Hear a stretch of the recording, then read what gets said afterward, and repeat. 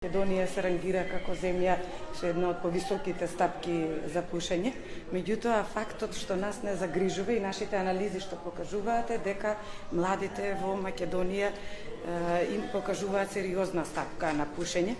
Она што можеме да го направиме е и како think tank, меѓутоа и како цело општество е да реагираме соодветно.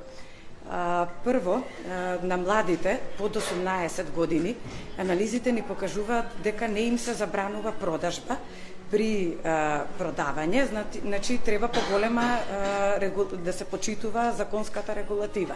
Она што е навистина поразително и штетното влијание на здравјето, мораме да го некако превенираме и Министерството за образование и наука и владата превземаат определени чекори првенствено за превенција, за да ги избегнеме трошоците за лекување во подоцнежните години.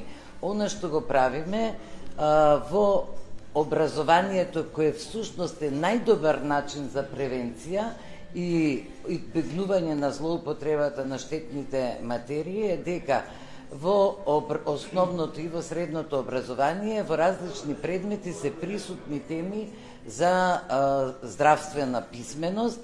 И еве една новина, во 7-о одделение оваа година е воведен изборен предмет Учам за моето здравје.